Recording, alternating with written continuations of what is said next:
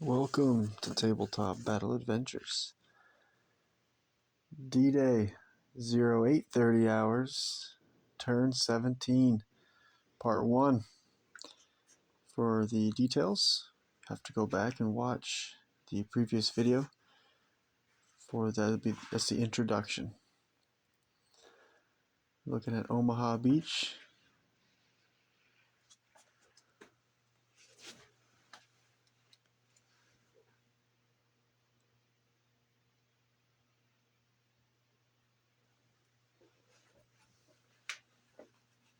Hedgerows.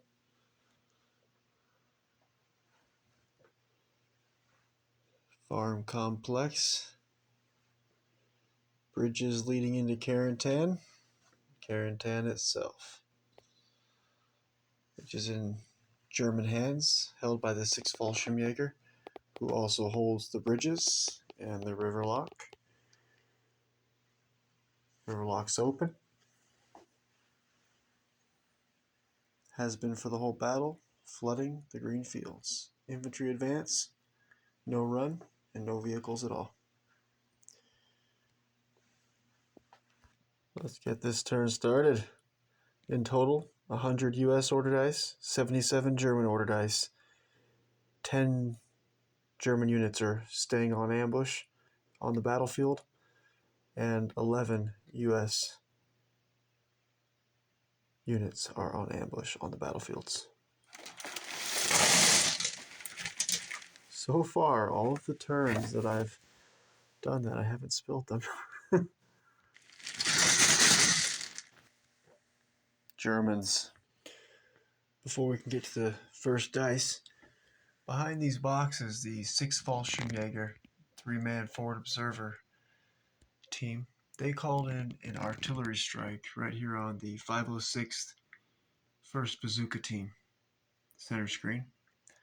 Let's find out if that artillery strike's going to come. And if it does, it is potentially going to slow down or halt this left flank attack. The 506th is they have huge advantage. There's only one German defender left here, which is the 6th Fallschirmjäger 2nd Section Assistant Leader, Sergeant Hauser. The next closest defenders are going to be here in the farm complex, the headquarters of the 1058th Grenadiers. Besides that, here in the attic, the 6th Fallschirmjäger 2nd Section LMG team. And then we're going all the way over here for the rest of 2nd Section to find our nearest defenders. So the 506 will be able to move forward pretty easily. One of their main objectives is they need to take control of the river lock and also destroy these bridges leading into Carentan. Turn 24, the Germans have a full company coming from Panzer-Lehr Division. And if those tanks get across those bridges, they're in trouble. So let's see if this artillery strike's coming. We'll get over here, get a good spot to roll. Oh, artillery strike. Fire for effect. Okay, we're going to roll and find out how big of an area is going to be affected. D6 plus 6 inches. 8 inches. This could be devastating. This is exactly what the Germans needed to slow down this left flank attack. We'll start out with, we'll roll here first for the... Now, here at Tabletop Battle Adventures, we a missed heavy weapon, HE of any type, is going to be 2d6 and a scatter dice, so it's going to land somewhere. This is going to be hell. Start out with Sergeant Hauser's dice, the only German caught up in this artillery strike. Oh, he's hit. Yes, he is hit. We're going to go ahead and address this one at a time. So he's devastated. He'll be killed on anything but a 1. Dead. Sergeant Hauser KIA by his own 6 Fallschirmjäger soldiers. Alright, next soldier. This is the 506 First Squad soldier in the front of the stack. Oh, he's hit. Oh, and that's actually going to hit more than him because it's a heavy howitzer, 4-inch HE, which is going to, this is pretty much the 506 death. Awful. And I failed to go down. I forgot to say I go down. So 3 hits because the second squad assistant leader, Sergeant Steven, and the first bazooka team, the bazooka man himself, is hit as well, which I did not think to go down. Alright, so all 3 of these soldiers die on anything but a 1. Awful. All 3 killed. Oh, brutal. Alright, next up, first squad assistant leader, Sergeant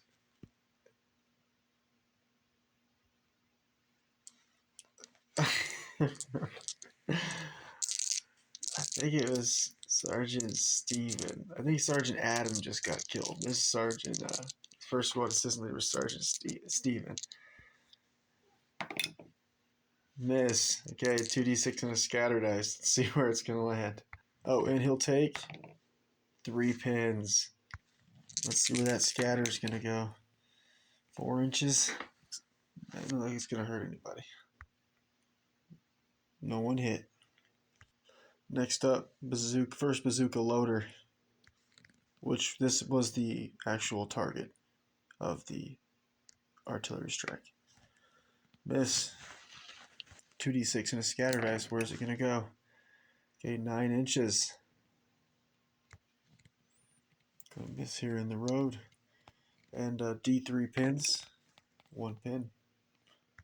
First bazooka loader is also going to have to take a morale check because his gunner was killed.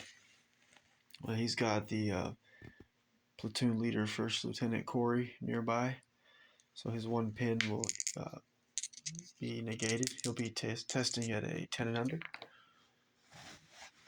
He fails his morale check and he will retreat. I do not remove units. There's no easy way off this battlefield. Victory or death. So with that, he'll just retreat backwards.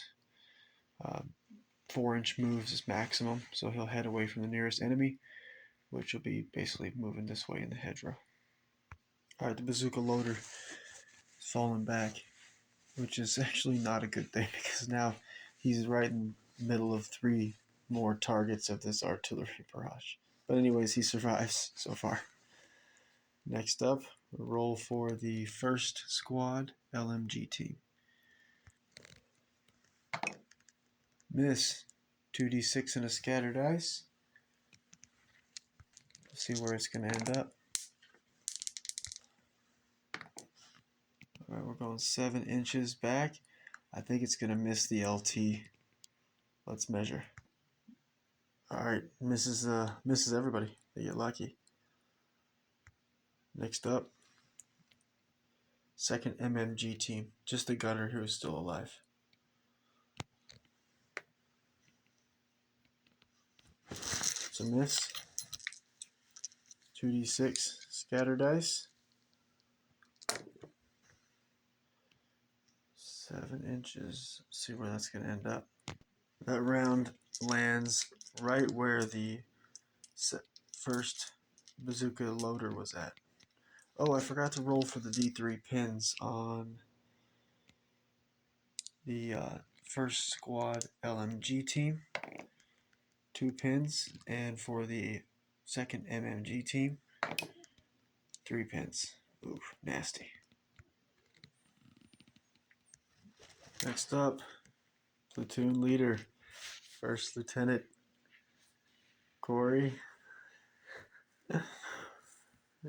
I'm thinking they're going to... Do we go down? Half the number of hits. We're going to go down. All right, Lieutenant's down. Let's see if it was for any good reason here. 5. 2d6 scatter dice.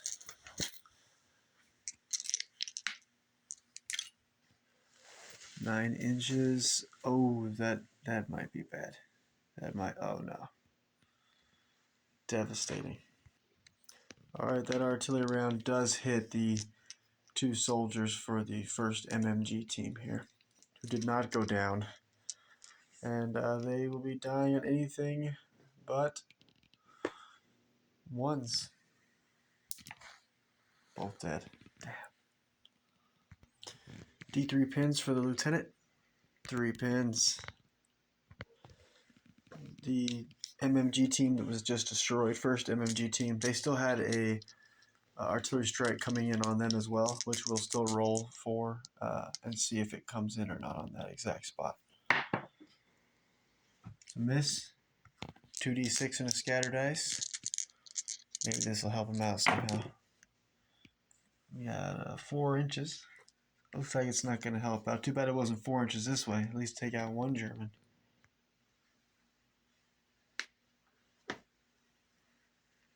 Dang, artillery. Sergeant Jory was just out of the 8-inch range, so he'll be safe. Next up, the M8 Greyhound scout car, Sergeant Travis. It's a miss. 2d6 scatter dice. Let's see where that miss is going to end up. 5 inch. I think it's going to miss Jory, Sergeant Jory.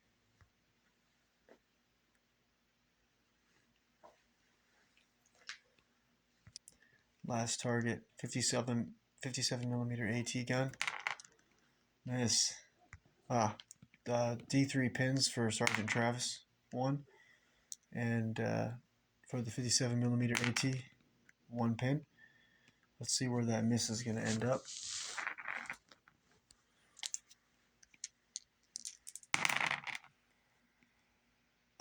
Right on top of our scout car. Possibly even Sergeant Jory. Sergeant Jory's hit with the 4-inch HE and also Sergeant Travis's scout car. So first, Jory dying on anything but a 1. He survives. He's going to take D6 pins. 5 pins, but he survives. Now we need to roll for penetration on the M8 Greyhound, Sergeant Travis.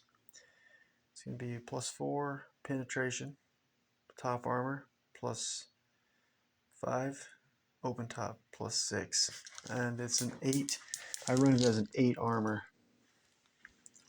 So it's +6 on this roll. Nice. Wow.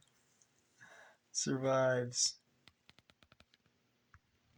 He's going to take D6 pins extra. So it takes him to 2 pins. Very lucky for Sergeant Travis and Sergeant Jory.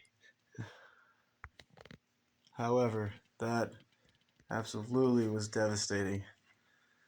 In total, 1 German killed in the artillery strike, 1 friendly fire, and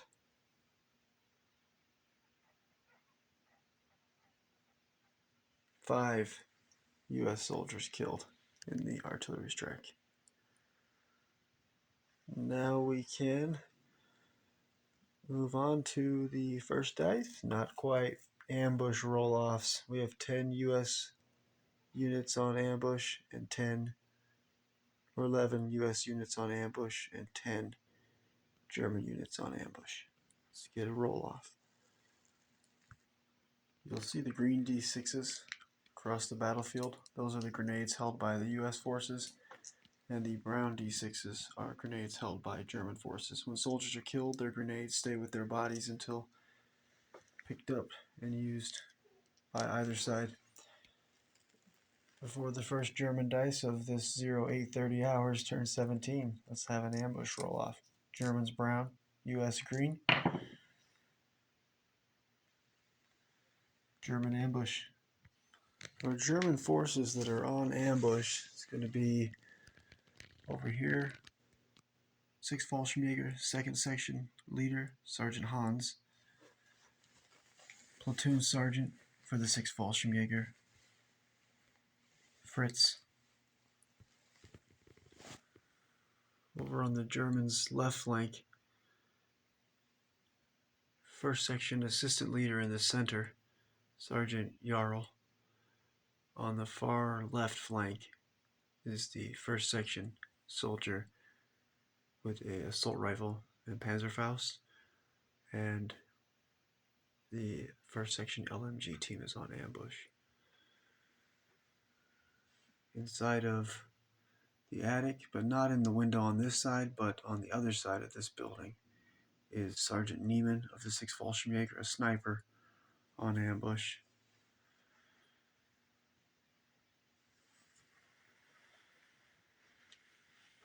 And here in the 1058 Grenadiers headquarters,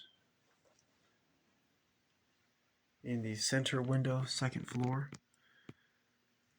1058 Grenadiers sniper is on ambush. And both those snipers are hidden.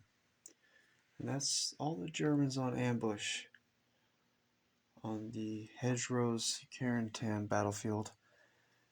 Here at the Omaha Beach defenses, we have the 916th Grenadiers 2nd Platoon sniper on ambush. He's hidden. In this bunker, we have the 916th Grenadiers 2nd Platoon commander, 1st Lieutenant, on ambush. That might be the most pressing ambush, since they can currently put fire on these Rangers here from the 2nd Rangers, Company C, 1st Platoon, before they can move up into cover behind the defenses and assault the Pac 40 and flamethrower team that are defending this bunker. Over here in this bunker, 916th Grenadiers 1st Platoon sniper is on ambush. The snipers for both German and US forces are NCOs. They are sergeants, so they're able to give out 1 order dice also. So out of all those German options for on ambush, I'm going to think about it. First ambush of 0830 hours is going to go to the German 1058 Grenadiers sniper. He's a NCO sergeant.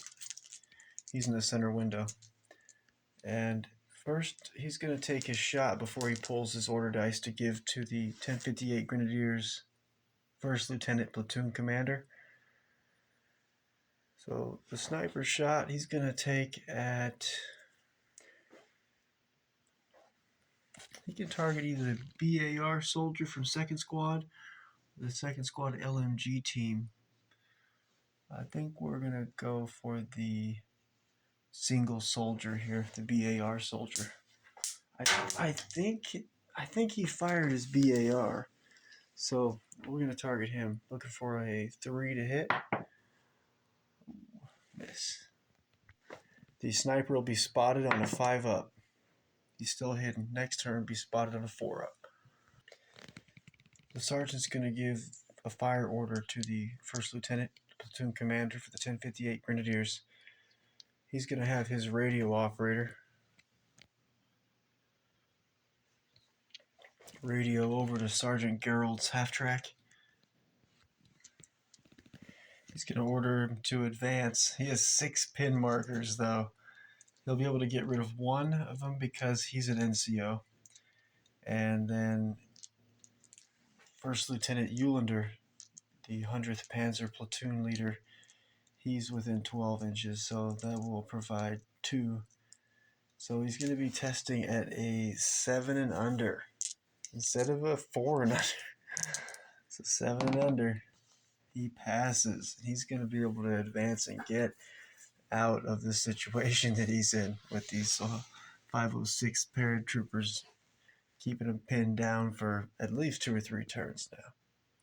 Sergeant Gerald's he's gonna do his best to stay where the second bazooka gunner behind this bush here won't be able to hit him through the gap in the hedgerows.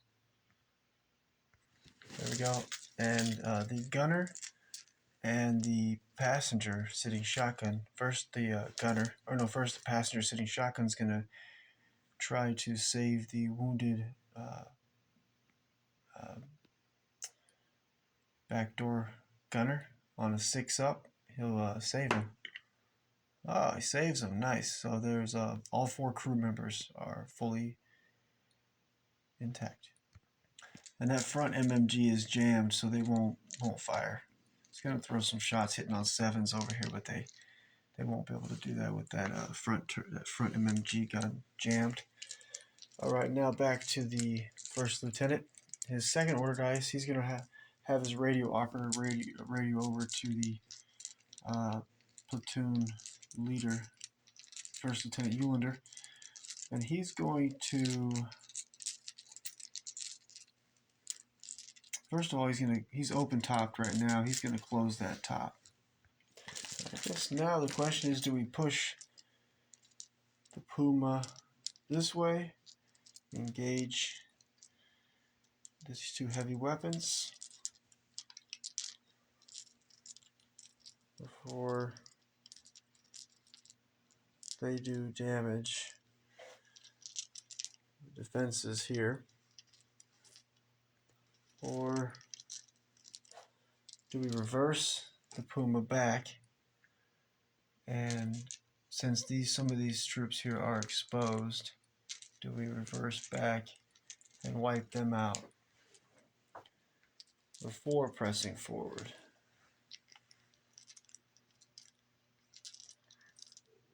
I even thought about having the Germans shut off the river lock, and then in D3 plus 1 turns, the green fields will be no longer flooded, and the vehicles will be able to enter. And that way we could flank the U.S. forces this way with our 3 armored units from the 100th Panzer, versus the U.S. only has the 1 M8 Greyhound. Let me think about it. First Lieutenant Eulander is going to go on ambush, actually, and he's going to remain open-topped. So I'm not sure if I want to push him forward. Maybe wait till these 2 the 57mm AT and the Greyhound, wait till they act first, and then advance and take a shot on one of them, and hope next turn we can act first in order to knock them out. Or if I want to reverse, if I wait, then these guys could move and be hidden again before I can open fire on them with the other German forces that are in the 1058 Grenadiers headquarters. But if I go backwards now, these soldiers can go down. We'll be hitting them on, if I use the MMG, be 3s, 4s, soft cover, down 7s. So yeah, I think we wait. I think we go on ambush for now, and then react after we see what the U.S. forces do. And I'm gonna call it a night. So then let's see, the next we won't be getting to that German dice for a while. The first German dice at this 0830 hours turn 17, because a lot of ambush is still to address. So we'll go ahead and roll off. So I think that's all the Germans.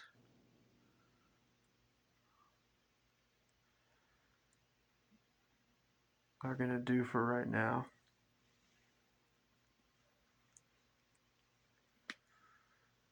Yep. All right. So we'll do another.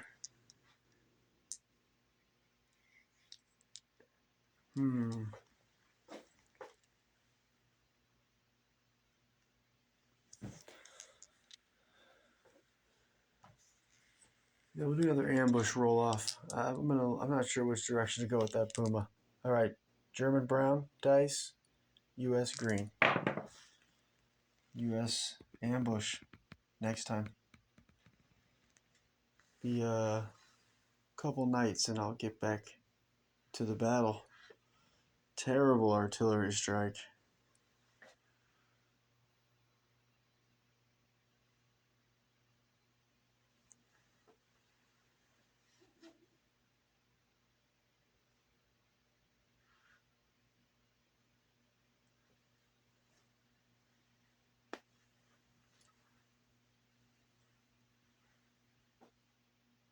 So much action still to get to.